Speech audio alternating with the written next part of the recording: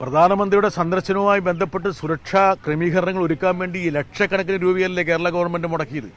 ആ തുക പോലും കേരളത്തിന് നൽകിയിട്ടില്ലല്ലോ. അദ്ദേഹം ആശുപത്രിയിൽ വന്ന് ഒരു കുഞ്ഞിനെ എടുത്തു വെച്ച് ആ കുഞ്ഞിന്റെ വിരലുകളൊക്കെ അദ്ദേഹത്തിന്റെ താടിയിലൂടെ ഉഴുത് ആ ചിത്രങ്ങളൊക്കെ ഈ ഡൽഹിയിലെ പത്രങ്ങളിലൊക്കെ പ്രദർശിപ്പിച്ചിട്ട് വലിയ പരസ്യം ഉണ്ടാക്കി. എന്നിട്ട് ഒരു രൂപ പോലും കേരളത്തിൽ നൽകുന്നില്ല. ഇതല്ലേ BJPയുടെ സമീപനം? കേന്ദ്ര ഏജൻസികൾ ഏതെങ്കിലും തരത്തിൽ നമ്മുടെ ദുരന്തമുഖത്ത് പ്രവർത്തിക്കുന്നുണ്ടെങ്കിൽ അതിൻ്റെ എല്ലാ ചെലവും ഇവര് സംസ്ഥാന ഗവൺമെന്റിൽ നിന്ന് പിടിച്ചു മേടിക്കുകയാണ്. പ്രളയകാലത്ത്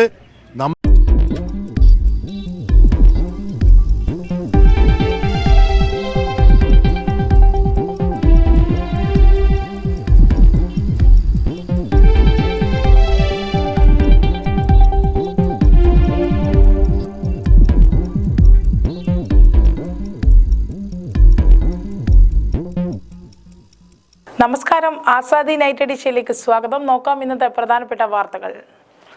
കേരളത്തിലെ ദിവസക്കൂലി ദേശീയ ശരാശരിയുടെ ഇരട്ടി. LK അദ്വാനി ആശുപത്രിയിൽ ഒരു രാജ്യം ഒരു തെരഞ്ഞെടുപ്പ് ബിൽ തിങ്കളാഴ്ച ലോക്സഭയിൽ അവതരിപ്പിക്കാൻ കേന്ദ്രം. മണ്ണാർക്കാട് അപകടം, ഡ്രൈവർമാരുടെ ലൈസൻസ് സസ്പെൻഡ് ചെയ്യും. കേരളത്തിലെ ഏറ്റവും വലിയ ഗേറ്റ് വേ റിസോർട്ട് മുഖ്യമന്ത്രി ഉദ്ഘാടനം ചെയ്യും. ശംഭുൽ കർഷകർക്കു നേരെ കണ്ണീർ വാതകവും ജലപീരങ്കിയും 10 പേർക്ക് പരിക്ക്. പരീക്ഷയുടെ ചോദ്യങ്ങൾ യൂട്യൂബിൽ, കുറ്റക്കാരെ കണ്ടെത്തി കർശന നടപടി സ്വീകരിക്കണമെന്ന് SFI. വിശദമായ വാർത്തകളിലേക്ക് കടക്കാം. സംസ്ഥാന സർക്കാർ ഏറ്റെടുത്ത് നൽകിയ ബേക്കിലിലെ 32 ഏക്കർ ഭൂമിയിൽ ടാറ്റ ഗ്രൂപ്പിന്റെ IHSCLന് കീഴിലുള്ള കേരളത്തിലെ ഏറ്റവും വലിയ ഗേറ്റ് വേ റിസോർട്ട് ഒരുങ്ങി. 500ഓളം പേർക്ക് നേരിട്ട് തൊഴിലവസരം ലഭിക്കും. ഗേറ്റ് വേ റിസോർട്ട് ഞായറാഴ്ച മുഖ്യമന്ത്രി പിണറായി വിജയൻ ഉദ്ഘാടനം ചെയ്യും. ഇന്ത്യൻ ഹോട്ടൽസ് കമ്പനീസ് ലിമിറ്റഡിന് കീഴിൽ ഗേറ്റ് വേ എന്ന പേരിൽ 151 മുറികളുള്ള പഞ്ചനക്ഷത്ര റിസോർട്ടിൽ ഒരുങ്ങിയത് ഉദുമ പഞ്ചായത്തിൽ ബേക്കൽ പുഴക്കരയിലെ ഉഭയദ്വീപിൽ ബേക്കൽ റിസോർട്ട്സ് വികസന കോർപ്പറേഷൻ ഏറ്റെടുത്തു നൽകിയ ഭൂമിയിലാണ് പദ്ധതി. സർക്കാർ സ്വകാര്യ സംയുക്ത പദ്ധതി എന്ന നിലയിൽ 2007 ജംഷഡ്പൂർ കേന്ദ്രമായ ഗ്ലോബ് ലിങ്ക് ഹോട്ടലുമായാണ് ആദ്യം കരാറായത്. 2011 ഹോട്ടൽ നിർമ്മാണം തുടങ്ങിയെങ്കിലും CRZ അടക്കമുള്ള ചട്ടങ്ങളിൽ പെട്ട് 2014 നിർമ്മാണം സ്തംഭിച്ചു. നിക്ഷേപകരിൽ ഉണ്ടായ ആഗോളമന്ദവും കോവിഡ് പിന്നെയും പ്രതിസന്ധി ഉണ്ടാക്കി.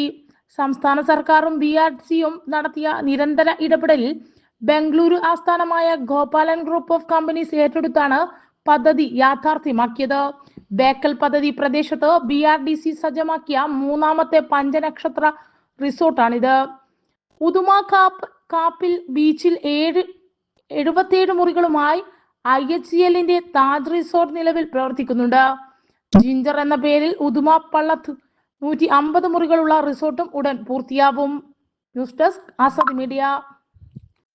മണ്ണാർക്കാട് പനയപ്പാടത്ത് 4 വിദ്യാർത്ഥികളുടെ മരണത്തിനിടയാക്കിയ അപകടത്തിൽ ലോറി ഡ്രൈവർമാരുടെ ലൈസൻസ് സസ്പെൻഡ് ചെയ്യുമെന്ന് മന്ത്രി KB ഗണേഷ് കുമാർ.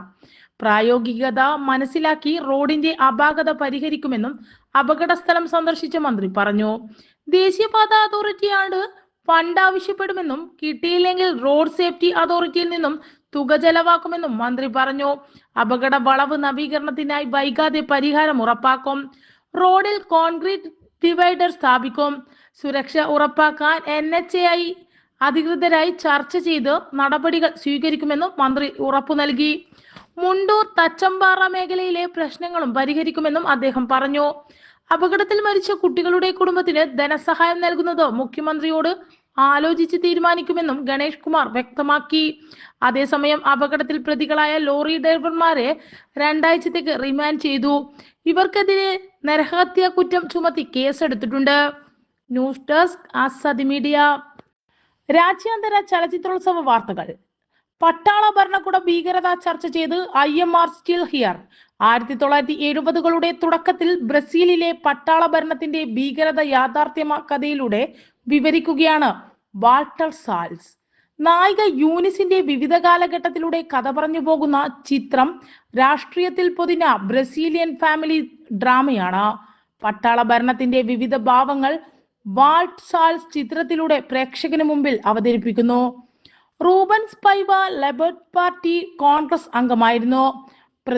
പ്രതിപക്ഷത്തിൽ സജീവമായിരുന്നു. എന്നാൽ പട്ടാള ഭരണത്തിൽ അദ്ദേഹം പിടിയിലാകുന്നതോടെ ഒരു കുടുംബത്തിന്റെ മുഴുവൻ ഉത്തരവാദിത്വവും സ്വയം ഏറ്റെടുത്ത് തന്റെ ഭർത്താവിന് എന്തു പറ്റിയെന്ന് കണ്ടെത്താനുള്ള യൂനിസ് പൈവയുടെ ശ്രമം കൂടിയാണ് ഐ എം സ്റ്റിൽ ഹിയർ. എടുത്തു പറയേണ്ടത് യൂനിസ് പൈവ എന്ന കഥാപാത്രത്തെ സ്ക്രീനിലെത്തിച്ച ഫെർണാണ്ടോ ടോറസിന്റെ അഭിനയമാണ്. വിവിധ കാലഘട്ടങ്ങൾ മികച്ച രീതിയിൽ തന്നെ അവർ പ്രേക്ഷകരിലേക്ക് എത്തിച്ചിട്ടുണ്ട്. റൂബൻസ് പൈവയായി സെൽട്ടൻ മെലോയാണ് വേഷമിട്ടിരിക്കുന്നത്.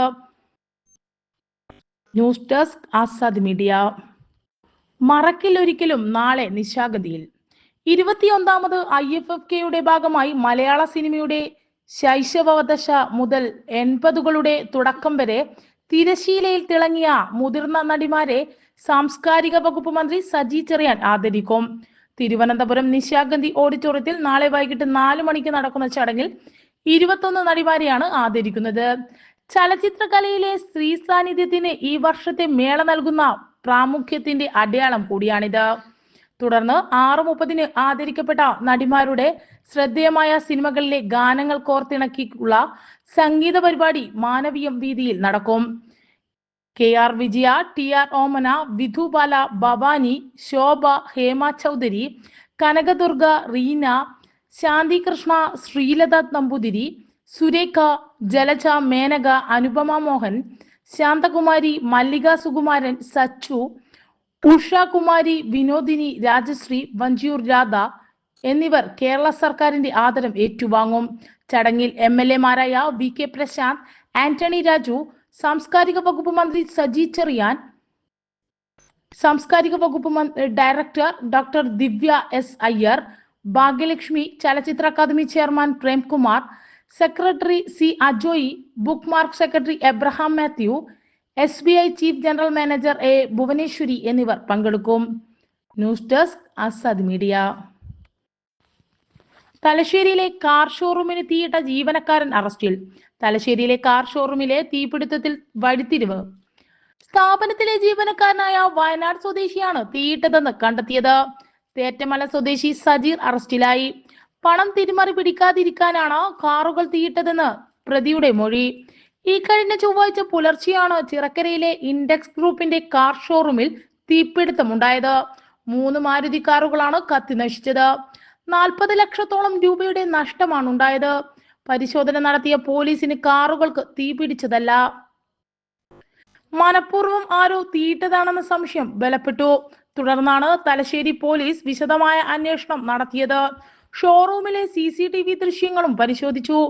പുലർച്ചെ 3:40 ഒരാൾ വാഹനങ്ങൾക്ക് മുകളിൽ ദ്രാവകമൊഴിച്ച് തീയിടുന്നതിന്റെ അവ്യക്തമായ ദൃശ്യങ്ങൾ കിട്ടി. സ്ഥാപനത്തിലെ ജീവനക്കാരനായ സജീറിലാണ് അന്വേഷണം ചെന്നെത്തിയത്. 2 വർഷമായി സ്ഥാപനത്തിലെ ഫീൽഡ് എക്സിക്യൂട്ടീവാണ് സജീർ. പിടിയിലായ സജീർ കുറ്റം സമ്മതിച്ചു. തീയിട്ടതിന്റെ കാരണം വിചിത്രമാണെന്ന് പോലീസ് പറഞ്ഞു. ഉപഭോക്താക്കളിൽ നിന്നും വാങ്ങിയ പണം ഷോറൂമിൽ അടക്കാതെയും വ്യാജ രസീത് നൽകിയും ഇയാൾ 30 ലക്ഷത്തോളം രൂപ തിരിമറി നടത്തി. സംഭവത്തിൽ പരാതി വരുമെന്നായപ്പോൾ പ്രതി കണ്ട വടിയാണ് തീയിടൽ. പുത്തൻ കാറുകൾ കത്തിച്ചാൽ മുഴുവൻ ശ്രദ്ധ അതിലാകുമെന്നും ഉടൻ പിടിക്കപ്പെട്ടില്ലെന്നും കരുതി സജീർ എന്ന് പോലീസ് പറഞ്ഞു. പ്രതിയെ സ്ഥലത്തെത്തിച്ച് തെളിവെടുപ്പ് നടത്തി. അസംഘടിത മേഖലയിലെ തൊഴിലാളികളുടെ ദിവസക്കൂലി കേരളത്തിൽ ദേശീയ ശരാശരിയുടെ ഇരട്ടി. ജമ്മു കാശ്മീരും തമിഴ്നാടും 2ഉം 3ഉം സ്ഥാനങ്ങളിൽ നിൽക്കുമ്പോൾ മധ്യപ്രദേശും ത്രിപുരയും ഗുജറാത്തും ഉത്തർപ്രദേശുമാണ് ഏറ്റവും പിൻനിരയിൽ. റിസർവ് ബാങ്ക് ഓഫ് ഇന്ത്യ കഴിഞ്ഞ ദിവസം പുറത്തുവിട്ട handbook of statistics on Indian States four 2023-24 കൂലിയുടെ കാര്യത്തിൽ ഇന്ത്യയിലെ വിവിധ സംസ്ഥാനങ്ങൾ തമ്മിലുള്ള വലിയ അന്തരം വെളിപ്പെടുത്തുന്നത്. ഇതനുസരിച്ച് ഗ്രാമീണ മേഖലയിലെ പുരുഷ കാർഷിക തൊഴിലാളികളുടെ ശരാശരി ദിവസക്കൂലി കേരളത്തിൽ 807.2 രൂപയാണ്. 2ാം സ്ഥാനത്തുള്ള ജമ്മു കാശ്മീരിൽ അതായത് 566.1 രൂപയും 3ാം സ്ഥാനത്തുള്ള തമിഴ്നാട്ടിൽ 540.6 രൂപയുമാണ്. 372.7 രൂപയാണ് ദേശീയ ശരാശരി. മധ്യപ്രദേശാണ് കൂലിയുടെ കാര്യത്തിൽ ഏറ്റവും പിന്നിൽ. അവിടെ ശരാശരി ദിവസക്കൂലി 242.2 രൂപ മാത്രമാണ്. ഗുജറാത്ത്, ഉത്തർപ്രദേശ്, ത്രിപുര എന്നീ സംസ്ഥാനങ്ങളും ഏറ്റവും പിന്നിലുണ്ട്. ഗ്രാമീണ നിർമ്മാണ മേഖലയിൽ ജോലി ചെയ്യുന്ന പുരുഷന്മാരുടെ ശരാശരി ദിവസവേതനം കേരളത്തിൽ 893.6 രൂപയാണ്. ജമ്മു കാശ്മീർ, തമിഴ്നാട് സംസ്ഥാനങ്ങൾക്ക് തന്നെയാണ് തൊട്ടടുത്ത്. മധ്യപ്രദേശ്, ത്രിപുര, ഗുജറാത്ത് സംസ്ഥാനങ്ങളാണ് ഏറ്റവും പിന്നിൽ. 2014-15 വർഷം കേരളത്തിലെ നിർമ്മാണ തൊഴിലാളികളുടെ ശരാശരി ദിവസക്കൂലി 787.9 രൂപയായി എന്ന് RBIയുടെ കണക്കിൽ പറയുന്നു. കേരളവും തമിഴ്നാടും ഉൾപ്പെടെയുള്ള സംസ്ഥാനങ്ങളിലേക്ക് ഉത്തരേന്ത്യയിൽ നിന്നും വൻ തോതിൽ തൊഴിലാളികൾ വരുന്നത് എന്തുകൊണ്ടാണെന്ന് ഈ കണക്കിൽ നിന്നും വ്യക്തമാണ്. News desk Azadi media. Lok Sabha, നിയമസഭാ തെരഞ്ഞെടുപ്പുകളും തദ്ദേശ തെരഞ്ഞെടുപ്പുകളും ഒന്നിച്ചു നടത്താൻ ലക്ഷ്യമിട്ടുള്ള ഒരു രാജ്യം ഒരു തെരഞ്ഞെടുപ്പ് ബിൽ ശീതകാല സമ്മേളനത്തിൽ തന്നെ ലോക്സഭയിൽ അവതരിപ്പിക്കാൻ ഒരുങ്ങി കേന്ദ്ര സർക്കാർ. കഴിഞ്ഞ ദിവസം കേന്ദ്ര മന്ത്രിസഭാ യോഗം അംഗീകാരം നൽകിയ ബിൽ നിയമമന്ത്രി അർജുൻ റാം മെഘ്വാൾ തിങ്കളാഴ്ച പാർലമെന്റിൽ അവതരിപ്പിക്കും. രണ്ടാം മോദി സർക്കാരിന്റെ അവസാന ഘട്ടത്തിലാണ് ഒരു രാജ്യം ഒരു തെരഞ്ഞെടുപ്പ് ആശയം സംഘപരിവാർ മുന്നോട്ട് വെച്ചത്. പഠിച്ച് റിപ്പോർട്ട് സമർപ്പിക്കാൻ മുൻ രാഷ്ട്രപതി രാംനാഥ് കോവിന്ദ് അധ്യക്ഷനായ സമിതിക്ക് 2023 സെപ്റ്റംബറിൽ രൂപം നൽകി. 6 മാസം കൊണ്ട് സമിതി റിപ്പോർട്ട് സമർപ്പിച്ചു. തെരഞ്ഞെടുപ്പുകൾ ഒന്നിച്ചു നടത്തിയാൽ രാജ്യം വലിയ സാമ്പത്തിക കുതിപ്പ് കൈവരിക്കുമെന്ന നിരീക്ഷണമാണ് മുന്നോട്ട് വെച്ചത്. News desk Azadi media. ദുരിതകാല രക്ഷാപ്രവർത്തനത്തെ കേന്ദ്രം കച്ചവടമാക്കി മാറ്റി. പ്രതിപക്ഷം മുണ്ടക്കൈ ചൂരമല ഉരുൾപൊട്ടലിൽ കേരളത്തോടുള്ള കേന്ദ്രത്തിന്റെ അവഗണനയ്ക്കെതിരെ പാർലമെന്റ് കവാടത്തിൽ പ്രതിഷേധമുയർത്തി കേരളത്തിൽ നിന്നുമുള്ള MPമാർ.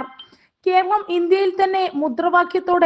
ഇന്ത്യയിലാണെന്ന മുദ്രാവാക്യത്തോടൊപ്പം ജസ്റ്റിസ് ഫോർ വയനാട്, വയനാടിനുള്ള സഹായ പാക്കേജ് ലഭ്യമാക്കുക തുടങ്ങിയ ആവശ്യങ്ങൾ എഴുതിയ ബാനർ ഉപയോഗപ്പെടുത്തിയാണ് MPമാർ പാർലമെന്റിന് പുറത്ത് പ്രതിഷേധിച്ചത്. ഉരുൾപൊട്ടൽ അടക്കമുള്ള ദുരന്തങ്ങളിൽ എയർലിഫ്റ്റിംഗിന് ചെലവായ തുക കേരളത്തിൽ നിന്നും ആവശ്യപ്പെട്ട കേന്ദ്ര സർക്കാർ നടപടിക്കെതിരെ പാർലമെന്റിന് പുറത്ത് MPമാരുടെ പ്രതിഷേധമുയർന്നു. വയനാട് കേന്ദ്ര സഹായം അവഗണിക്കുകയും രക്ഷാപ്രവർത്തനത്തിന്റെ തുക തിരിച്ചടക്കണമെന്നും കേന്ദ്രം ആവശ്യപ്പെട്ടതിന് പിന്നാലെയാണ് പാർലമെന്റിന് പുറത്തേക്കും കേരളത്തിലെ MPമാർ പ്രതിഷേധം കടുപ്പിച്ചത്. ജസ്റ്റിസ് ഫോർ വയനാട് മുദ്രാവാക്യമുയർത്തി ഇടത് വലത് MPമാർ ബാനറുകളും മുദ്രാവാക്യം വിളികളും പ്രതിഷേധം തീർത്തു. ആരോഗ്യനില വഷളായതിനെ തുടർന്ന് BJP നേതാവ് LK അദ്വാനിയെ ഡൽഹിയിലെ അപ്പോളോ ആശുപത്രിയിൽ പ്രവേശിപ്പിച്ചു. കഴിഞ്ഞ മാസം 97ാം ജന്മദിനം ആഘോഷിച്ച അദ്വാനി കഴിഞ്ഞ കുറച്ചു മാസങ്ങളായി നിരന്തരം ആരോഗ്യ പ്രശ്നങ്ങൾ നേരിടുന്നുണ്ട്. ഇന്നലെ രാത്രിയാണ് ആശുപത്രിയിൽ പ്രവേശിപ്പിച്ചത്. ജൂലൈക്ക് ശേഷം ഇത് 4ാമത്തെ തവണയാണ് അദ്വാനിയെ ആശുപത്രിയിൽ പ്രവേശിപ്പിക്കുന്നത്. നേരത്തെ അപ്പോളോ ആശുപത്രിയിലും ഡൽഹിയിലെ all India institute of medical സയൻസിലും ചികിത്സയിലായിരുന്നു.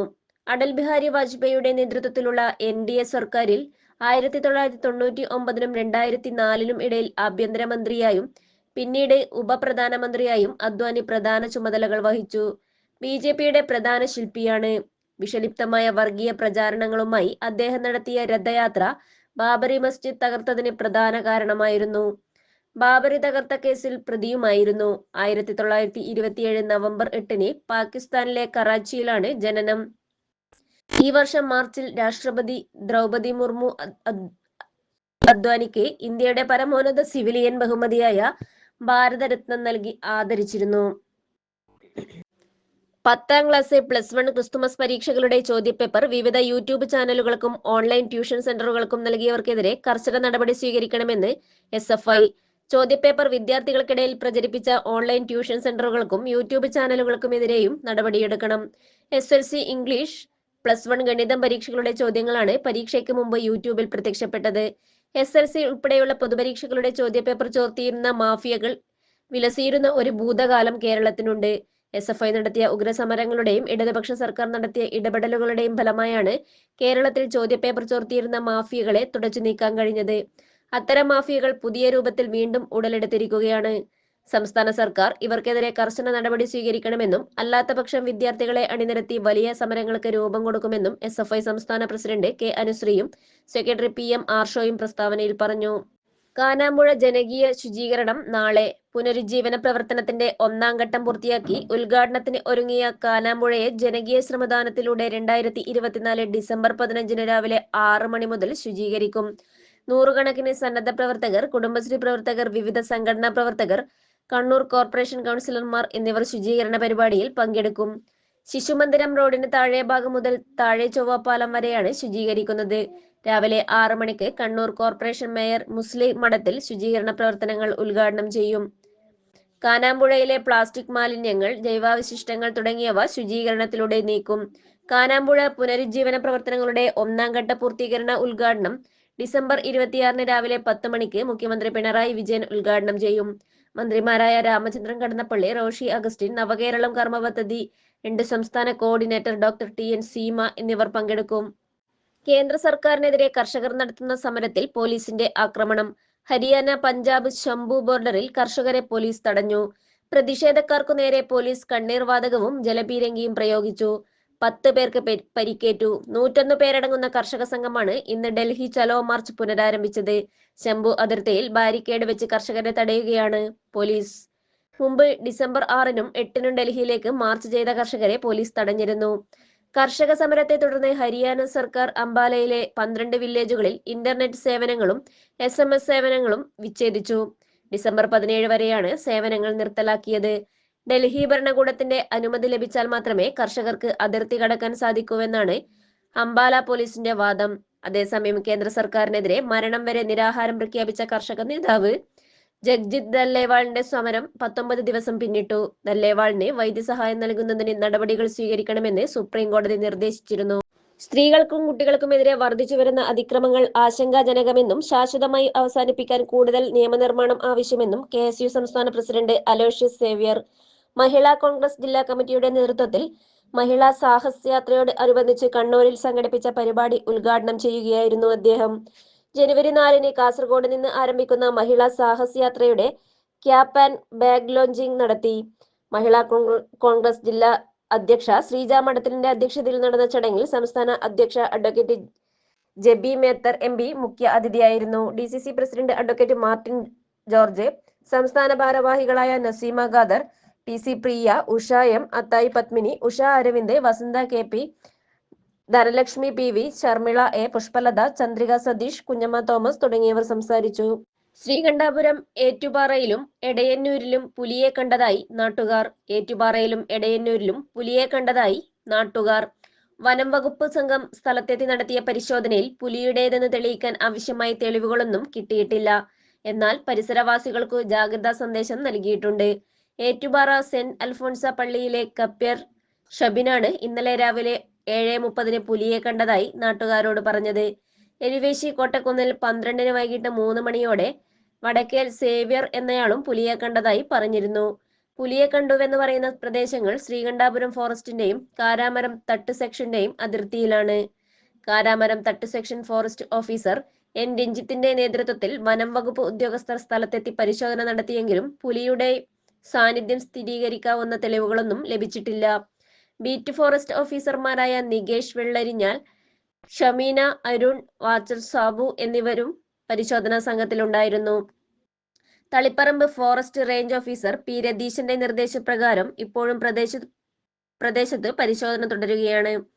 ഇവിടെ പരിശോധന നടക്കുന്നതിനിടയിലാണ് വളക്കൈ ചുഴലി റൂട്ടിൽ എടയന്നൂരിൽ രാവിലെ പുലിയെ കണ്ടതായി റബ്ബർ ടാപ്പിംഗ് തൊഴിലാളി പറഞ്ഞത്. പുലർച്ചെ ടാപ്പിംഗിനെത്തിയ തട്ടേരി സ്വദേശി മോനിച്ചനാണ് പുലിയെ കണ്ടതായി പറഞ്ഞത്. റബ്ബർ തോട്ടത്തിൽ മരക്കമ്പ് പൊട്ടി വീഴുന്ന ശബ്ദം കേട്ട് നോക്കിയപ്പോൾ പുലി നടന്നു പോകുന്നതായി കണ്ടുവെന്ന് പറയുന്നു. ചെങ്ങളായി എടക്കളം തട്ടിൽ ഒരാഴ്ച മുൻപ് പുലിയെ കണ്ടതായി സ്ഥിരീകരിച്ച വനം വകുപ്പ് ഇവിടെ കൂട് സ്ഥാപിക്കുകയും ആറളത്ത് നിന്ന് RRT സംഘത്തെ എത്തിച്ച് പരിശോധന നടത്തുകയും ചെയ്തിരുന്നു. ഇതിനിടത്ത് ചുഴലി കൂനം റോഡിൽ മലപ്പട്ടത്ത് നിന്ന് കാറോടിച്ചു പോവുകയായിരുന്ന ഒരാൾ രാത്രി പുലിയെ കണ്ടതായും പരാതിപ്പെട്ടിരുന്നു. വനം വകുപ്പ് ഉദ്യോഗസ്ഥർ കൂടുതൽ ജാഗ്രതയിലാണ്. SN മാത്മാറ്റിക്സ് ഡിജിറ്റൽ ക്ലാസ് റൂം സമർപ്പിച്ചു. കണ്ണൂർ SN കോളേജിലെ മാത്സ് പൂർവ്വ വിദ്യാർത്ഥി കൂട്ടായ്മയായ SN മാത്മാറ്റിക്സിന്റെ ആഭിമുഖ്യത്തിൽ ഗണിതശാസ്ത്ര വിഭാഗത്തിന് സ്മാർട്ട് ക്ലാസ് റൂം സമർപ്പിച്ചു. കോളേജ് സെമിനാർ ഹാളിൽ നടന്ന ചടങ്ങിൽ പൂർവ്വ വിദ്യാർത്ഥിയും മന്ത്രിയുമായ കടന്നപ്പള്ളി രാമചന്ദ്രൻ പരിപാടി ഉദ്ഘാടനം ചെയ്തു. ഡിജിറ്റൽ ഇന്ററാക്റ്റീവ് പാനൽ, ബുക്ക് ഷെൽഫുകൾ, റഫറൻസ് പുസ്തകങ്ങൾ എന്നിവ ഇതിന്റെ ഭാഗമായി കൈമാറി. SN മാത്മാറ്റിക്സിന്റെ വിദ്യാഭ്യാസ രംഗത്തെ പ്രവർത്തനങ്ങളെ മന്ത്രി അഭിനന്ദിച്ചു. IKC coordinator doctor KP Prasanth, mathematics secretary C Lajith, SN trust director Rajesh, mathematics വിഭാഗം മേധാവി Jency John, office superintendent Prathyush Purushothaman, college union chairman Prayag Murali തുടങ്ങിയവർ സംസാരിച്ചു. പുസ്തക പ്രകാശനം, കലാപരിപാടികൾ എന്നിവ അരങ്ങേറി. കെ കുഞ്ഞമ്പു ചരമദിനം ആചരിച്ചു. മുൻ മന്ത്രിയും DCC പ്രസിഡന്റുമായിരുന്ന കെ കുഞ്ഞമ്പുവിന്റെ 33-ാം ചരമവാർഷിക ദിനത്തിൽ DCC ഓഫീസിൽ പുഷ്പാർച്ചനയും അനുസ്മരണവും നടത്തി. DCC president advocate Martin George അനുസ്മരണ പ്രഭാഷണം നടത്തി.